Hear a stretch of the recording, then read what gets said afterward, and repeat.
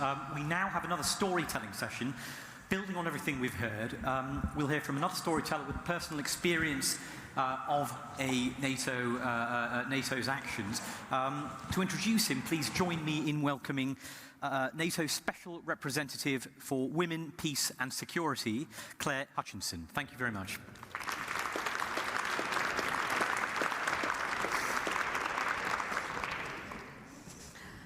Hello, hello, hello. Greetings, gentlewomen and gentlemen. It's lovely to see you all here today, and lovely to see so many women in the audience. So great. So I'm thrilled to be here to introduce to you the next speaker, a storyteller who has a powerful story of a journey. And for the work that we do in NATO on women, peace and security, the power of the story is very important. Because quite often in communities where women don't have education, they don't have access or opportunities, the only way they can transmit their information, their stories, their histories, their culture, is by telling stories to the next generation. And so it is that voice, a voice of empowerment that we look to in NATO. But we're flipping it because it is the story of the youth that we're going to listen to today.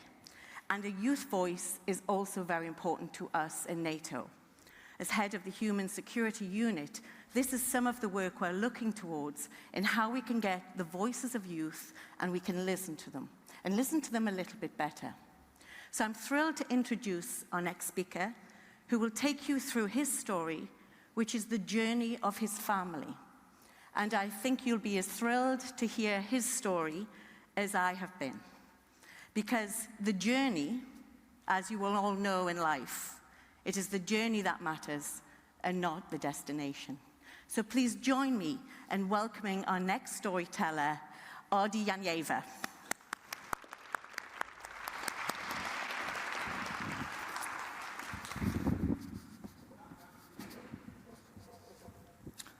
Good afternoon, everyone. I'm here to talk about what NATO means to me. I'm speaking from the point of view of someone born in this country to Kosovar parents.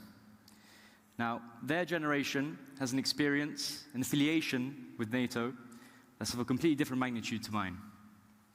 But I can share with you today some stories which show how pieces of my identity have been shaped by the actions of NATO, whether or not I've always realized it. I can shed some light on an upbringing which never failed to make me aware of the very real meanings of words like life, liberty, and freedom. Words which, for me, a lot of the time, are translated in all too abstract and theoretical ways. And that's why I believe it's important on days like today, where NATO opens itself up and welcomes views from across the societal spectrum, that we can provide some insight into the personal. For me, this means making the voices of millions of Kosovars heard and their appreciation known. Because for our people, NATO isn't some abstract entity that meets once a year for a chat and a catch-up. NATO is the new roads and bridges built from the rubble, connecting you to the rest of your people. Once you step outside of our family home in Mitrovica, the concrete that you walk on was put there by NATO. NATO is the liberation to go on and pursue an education in your own mother tongue.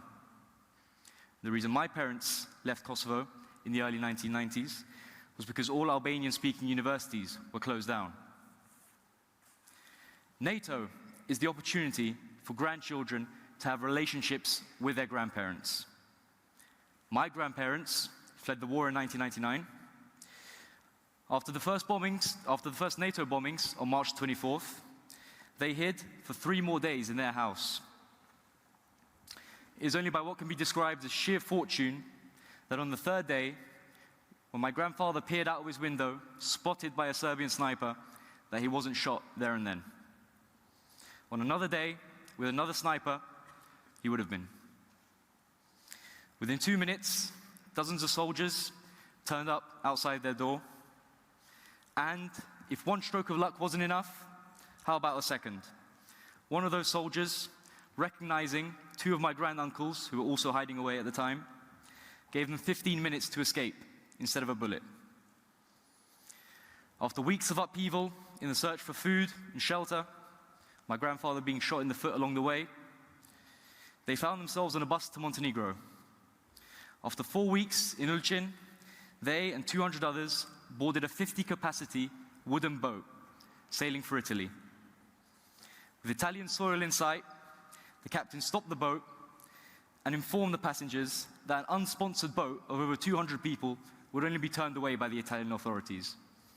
So, the captain turned around to the passengers and informed them that he would now be destroying the engines just enough to be able to call for rescue by NATO forces.